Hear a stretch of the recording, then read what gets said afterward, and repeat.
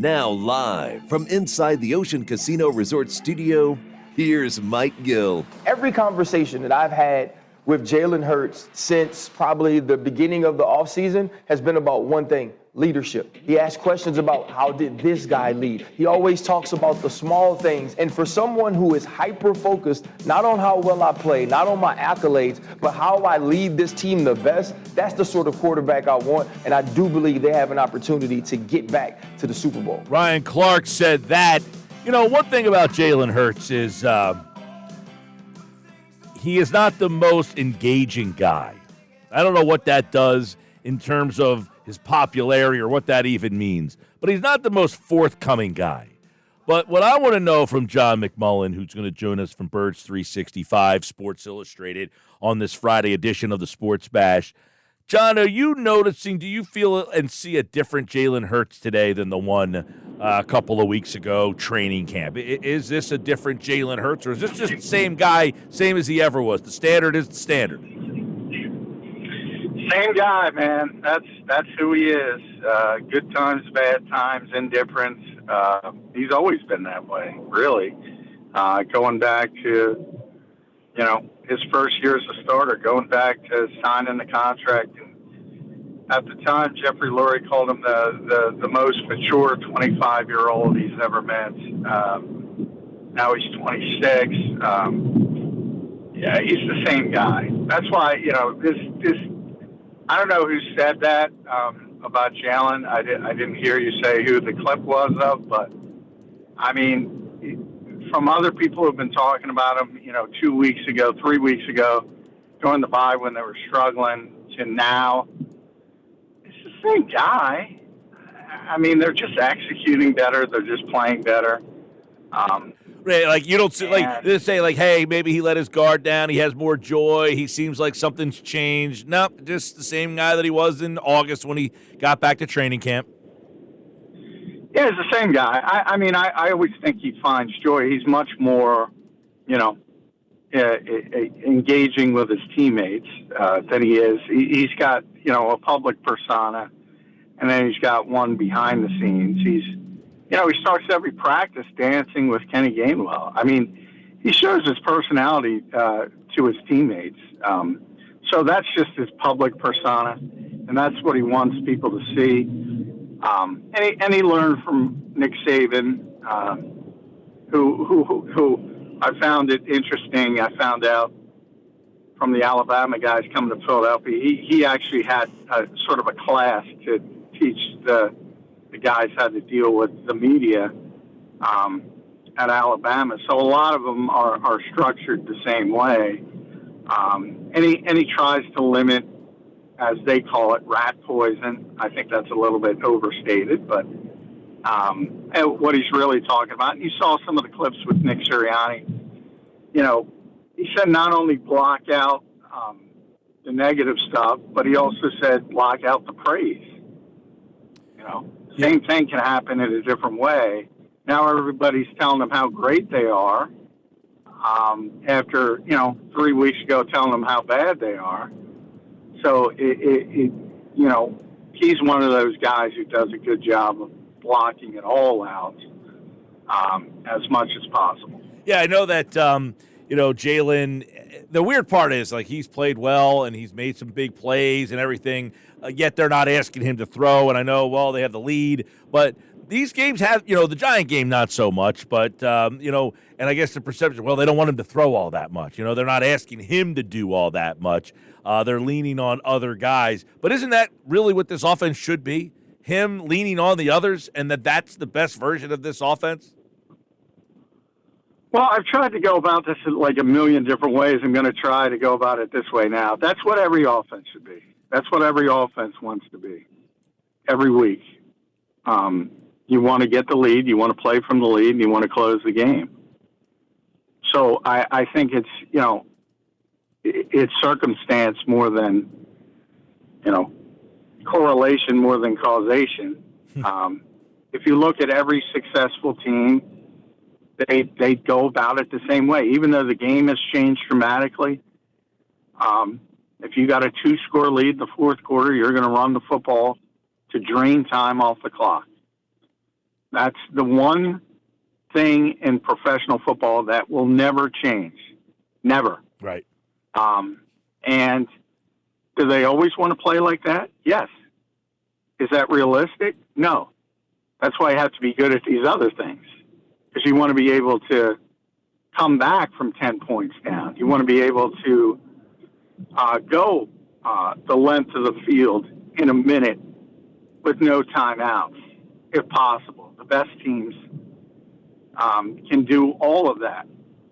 But yes, in a perfect world, you want to be like they were the past 2 weeks. Everybody wants to be that way. Yeah. Well, I mean, I guess it's not realistic. Yeah, I guess here's the rub becomes everything has been put in everybody's head that how important the quarterback is, and that if you don't have that guy where the quarterback's the franchise quarterback, what is your margin of being the best team in the league if you don't have that guy that can win the game for you? And do we put Jalen on the list of teams that can win the game for you? Yeah, he's already done it. Now, the question is, where is he on that list? There are certain guys. I think there's 4 elite quarterbacks. And one of them you saw last week, and he doesn't have a very good team right now.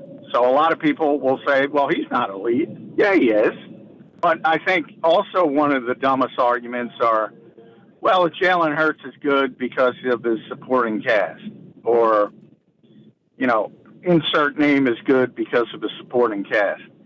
Every quarterback needs a supporting cast, from Tom Brady on down, Patrick Mahomes on down. You've seen, when Patrick Mahomes has his spectacular offensive years, he's doing it from a numbers standpoint. He was doing it with Tyreek Hill and all those guys, and now they've shifted a little bit, and they're winning a different way, but they're still able to win. And they still have a good supporting cast, but I think that's one of those things that I just shake my head at. It's like, whether it's Justin Herbert or Joe Burrow or guys like that, it's like, oh, well, they didn't do this, they didn't do that. Like they're out there by themselves. I mean, I've never understood that. And, yeah, the Eagles have a good supporting cast, and that's why they're a good football team. But that doesn't mean Jalen Hurts is a bad quarterback. There should be more context to these things. But for whatever reason, it gets boiled down to the quarterback, which is unfair to every quarterback, not only Jalen Hurts. Because guess what? If the Eagles show up, it's probably not going to be this week because Jacksonville has so many issues. But if they show up and they play poorly and you say, well, Jalen Hurts go win the game by himself, he's probably not going to win the game. Well, not too many can. Let's take a look at some of his, roster mates here today as we take a look at the injuries. No Slay, no Goddard. You tweeted that out this morning at practice, so I would assume the injury report in about an hour or 45 minutes from now, Slay and Goddard likely not to play this weekend. Is that the feeling you get? Yeah, I think they're going to be ruled out today. Devontae Smith also wasn't in practice. Did see him in the locker room. It was a personal day for him, so he's fine physically. He should be able to play. So that was a big story, but he should be fine. Yeah, I think Slay's going to be ruled out. Goddard's going to be ruled out. So it'll be more, obviously, Grant Calcaterra, Jack Stoll at tight end, Isaiah Rodgers at corner. And a lot of people are excited about seeing him. So, and I think it's a good week because of Jacksonville issues at wide receiver that maybe you can persevere a little bit without Slay.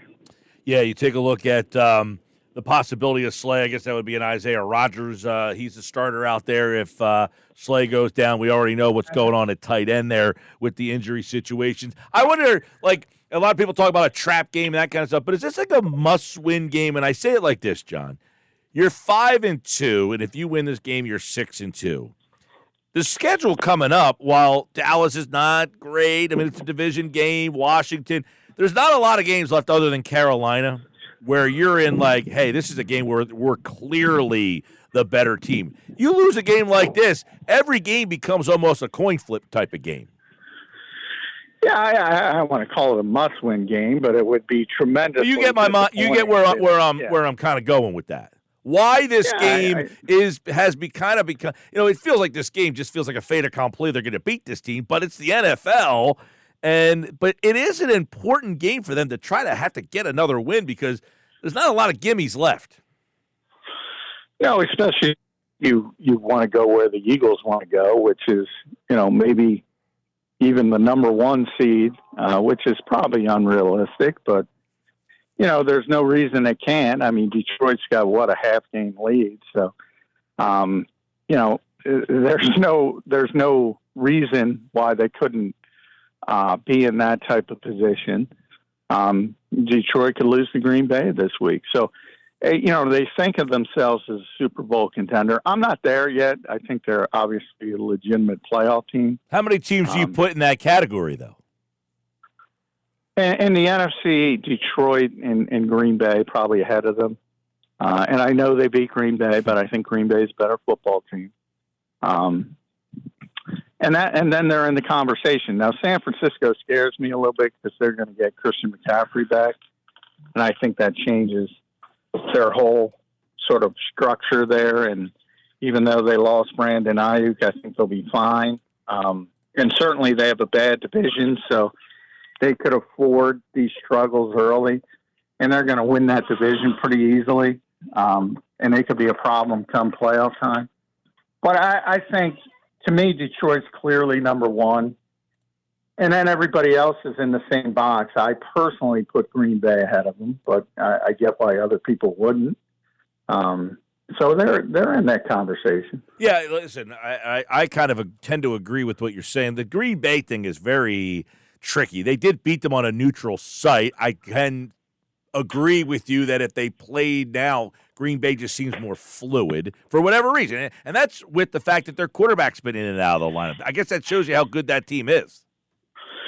Yeah, and, I think they had a really uncharacteristic game when they lost to the Eagles. And now the field affected both teams.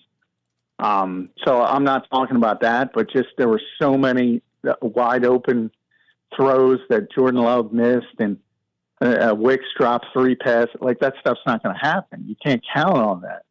Now, on the other hand, the Eagles have gotten much better defensively since that, so that factors in as well. But yeah, I mean, it's just a feel, and I think Green Bay plays a cleaner game, and I think they'd be a tough out for the Eagles.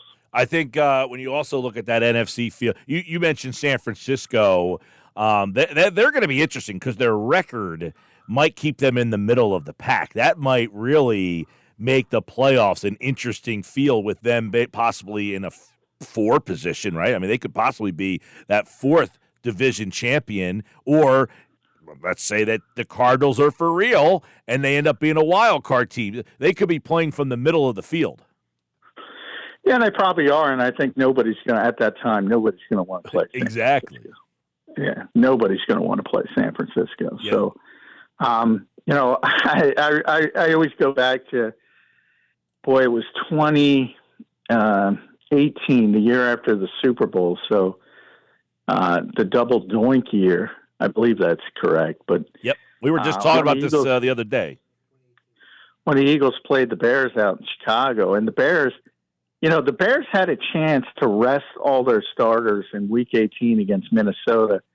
And if Minnesota would have won, they would have gotten the playoffs and played Chicago the next week. And Chicago just destroyed them this year. They were a much more physical team. They ran the football.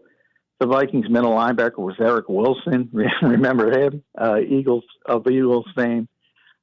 They were just not a good matchup for the Bears.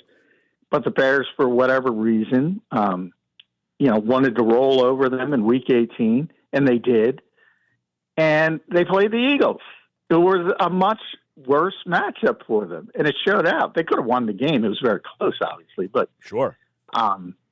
They would have boat raced Minnesota. But teams. Sometimes I think teams have too much ego, and they say, "Well, we don't want to manage it." I think if San Francisco's in, manage it the other way is how I would recommend Any coach, manage it the other way if you can. Talk with John McMullen, Birds 365, and of course Sports Illustrated, a little Eagles stuff. Now, I saw this from Jeff McClain earlier. I don't know if you were at the locker of Lane Johnson when he said this, but he said they had a bye-week meeting with Nick Sirianni about modifying the offense to be more run-based. So, do they want to make a conscious effort to be a team that focuses on the run? Yeah, I was at his locker, and it was him and Landon and Jordan, but there's a lot of context to that, and Lane harkened back to 2021 in the Detroit game, and that's kind of the what I've been trying to explain to everybody. Like, they've been doing this for a long time. Well, relatively in the NFL sense. They have more 200-yard running games since 2021 than any team in the NFL. They do this, and they're effective at it. And, again, to go back to our original point, everybody wants to play that way. But later in the conversation, Lane realized, you can't always do that. Mm-hmm. So it's kind of like, they're offensive linemen. They want to go straight ahead. That's part of it. Lane's talked about that for years and years and years. It's just nice for those guys to not always be getting hit and doing some of the hitting. And when the Eagles get those 200-plus yard rushing games, everybody loves it. But, to assume that they could do that for 17 consecutive games because they want to do that. And one thing Lane said directly to me, people are going to load the box if we keep doing this, and we're going to have to do other things as well. So it's like, yes, they want to run the football. They want to run the football effectively, but they have to do the other things effectively as well. I don't know why that's so hard for Philadelphia. I don't know. I can't explain it.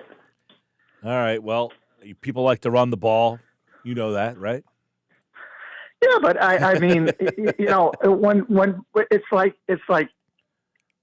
the mind shuts off when Lane says that, and they stop listening to the other stuff he's saying.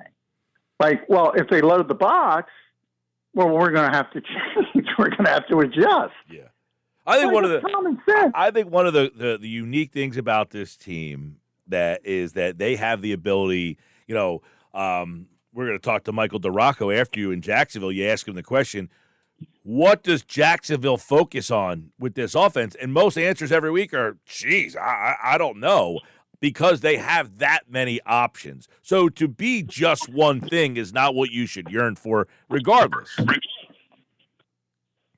No, exactly. This seems too good, and that's what Jalen said earlier this week. He said, we can do everything. So, to assume that you can boil it down to, they should only run the football. And really, it's an insult to Jalen Hurts, so he's not going to want that. But, if you just look at it from a common sense perspective, and money's not the be-all, end-all, but let's face it, it means a lot. And you're paying a quarterback $250 million.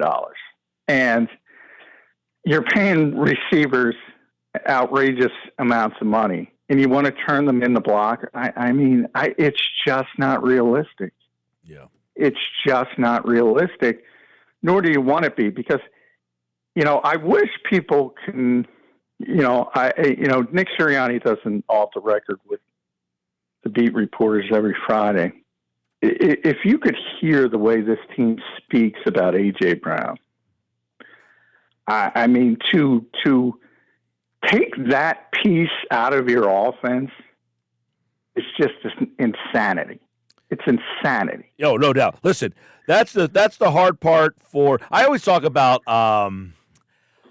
with whoever coaches the Sixers is always in an uphill battle, because Joel Embiid is a player that you've never coached anywhere in your coaching career. You've never had an offense or a plan to do something with this type of player because he's the only one of his type.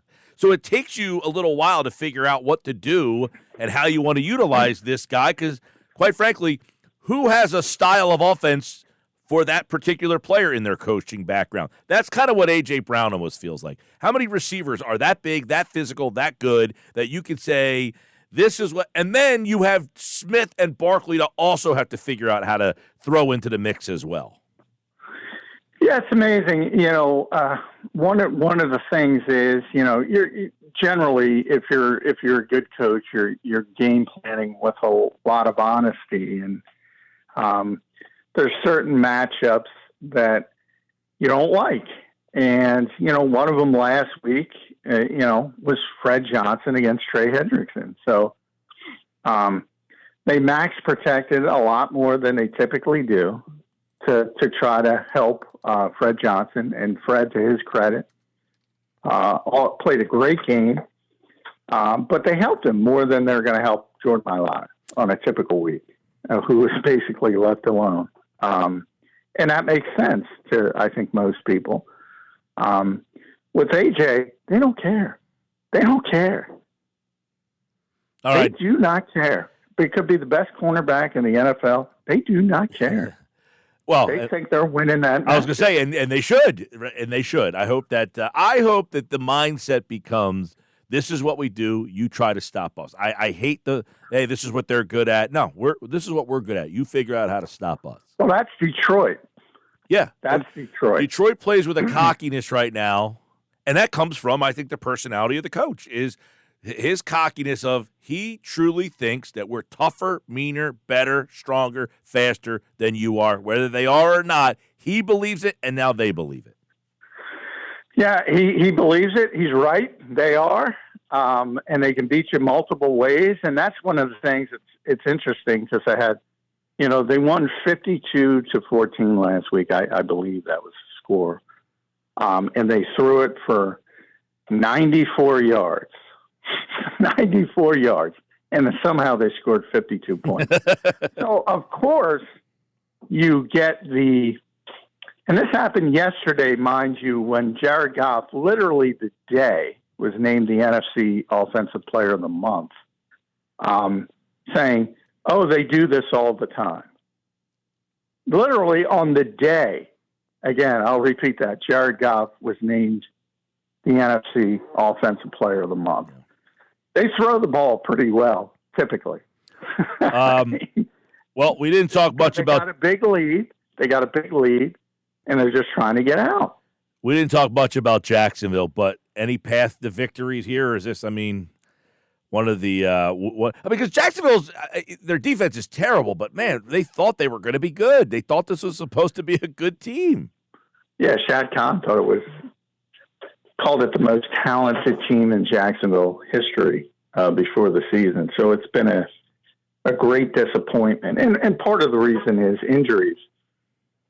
I don't think I think Ezra Cleveland's starting left guard. I think he's going to be ruled out. I think Brandon Sheriff's sort of iffy, their other guard. They traded their left tackle. Christian Kirk's out for the year. Good receiver. Brian Thomas, the best rookie receiver. He's iffy, and, we'll see if he can play. Gabe Davis, their third receiver, is iffy. We'll see if he can play. So they're banged up. Defensively, Tyson Campbell hasn't been playing.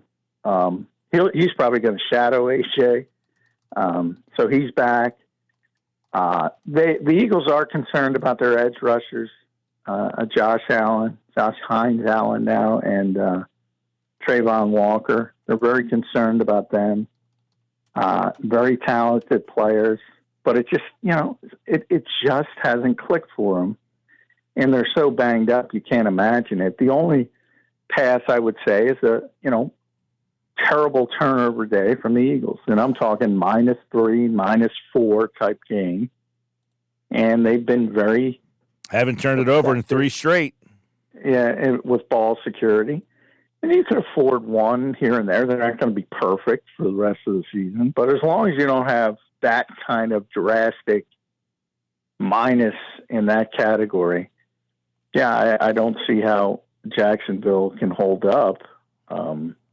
against the Eagles right now. All right, you can hear the game right here on 97.3 ESPN. John McMullen is on Birds 365 weekday mornings, 8 a.m. on the Jacob Media YouTube channel. They'll recap that on Monday, and of course right here on the Sports Bash, usually 5 o'clock on Mondays because the Eagles schedule has thrown us all off. But we'll talk to Johnny next week here on the Sports Bash. All right, man, enjoy the weekend.